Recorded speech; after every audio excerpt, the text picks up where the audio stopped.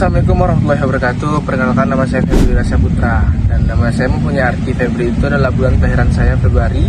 Febri itu adalah penggabungan nama kedua orang tua saya, Wi dan Ra. Syah Putra itu teman-teman pasti tahu lah ya, Syah sebagai seorang putra. Jadi di bulan Februari, anak Wi dan Ra Syah sebagai seorang putra. Saya berasal dari kota Pekanbaru.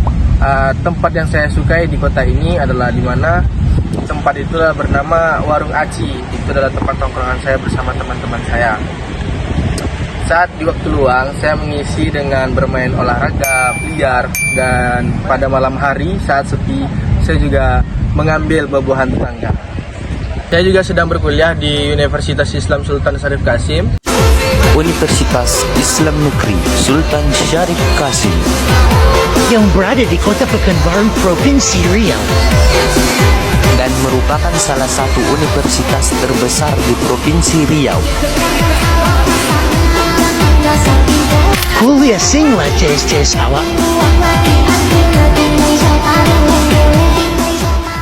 Saya berjurusan ilmu komunikasi. Mengapa saya ambil jurusan tersebut? Karena itu adalah basic saya dalam berbicara.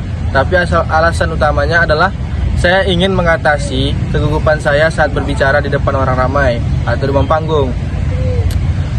Pencapaian terbesar saya waktu itu saya mengikuti tes UTBK untuk masuk dalam perguruan tinggi. Di situ saya merasa bangga, sebangga-bangganya saat saya tahu kalau saya bisa melewati tes tersebut. Dan saya juga pernah mengikuti komunitas Ngabers NMAC di tahun 2023. Tujuan saya mengikuti mata kuliah ini agar bisa memperbaiki mental saya dan basic saya dalam berbicara. Dan tujuan saya di kelas ini agar saya dapat menimbulkan dan mengasah lagi kerjasama dalam tim. Dan yang ingin saya capai di selama kuliah ini, saya dapat menciptakan hal-hal baru dalam kehidupan saya. Dan saya juga mempunyai beberapa kelebihan, salah satunya adalah penyabar. Saya dapat sabar dalam mengatasi hal apapun, dan saya juga lebih mengedepankan pendapat orang lain ketimbang pendapat saya sendiri. Saya lebih banyak mengalah. Dan saat saya merasa paling percaya diri, saat saya berada di lapangan, contoh di lapangan voli saat bertanding, itu akan memacu adrenalin saya dan mentaliti saya dengan rival atau tim lawan. Dan saya mempunyai keterampilan mengolah kayu mentah menjadi beberapa produk yang memiliki harga nilai jual tinggi. Nah, saya juga mempunyai beberapa hal yang sangat sulit untuk saya lakukan. Salah satunya, saya sangat sulit untuk menyampaikan atau mengeluarkan isi hati dan pikiran saya. Karena dari kecil itu, saya terbiasa untuk menyimpan dan memendam apa yang saya inginkan. Jadi saya lebih mengutamakan pendapat-pendapat orang lain, atau seperti adik saya tuh ingin ini itu, jadi saya mengalah. Jadi saya terbiasa untuk menyimpan dan terbiasa untuk berdiam diri. Jadi saya merasa hal tersebut adalah salah satu kelemahan saya juga.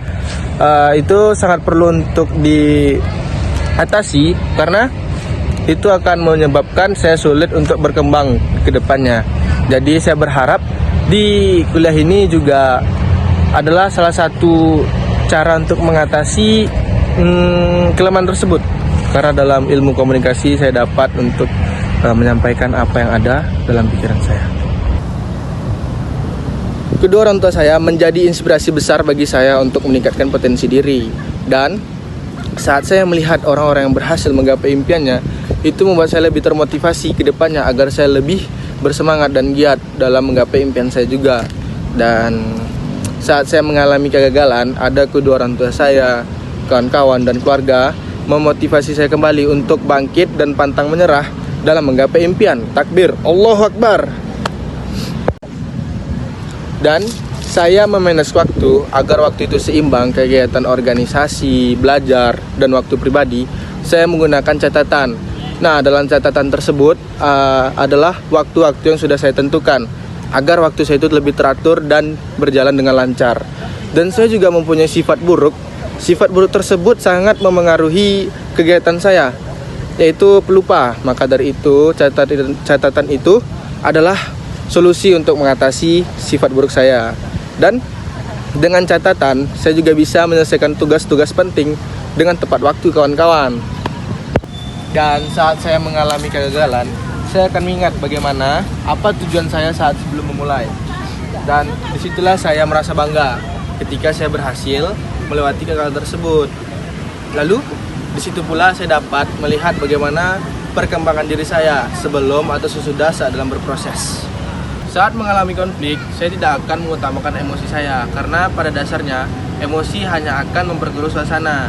Jadi saya akan lebih memilih diam dan berkepala dingin. Di situ pula lah cara saya untuk menjaga hubungan saya dengan keluarga, teman-teman, dan kerabat-kerabat saya tertentu. Dan itulah cara saya untuk menjaga diri saya dan perkembangan diri.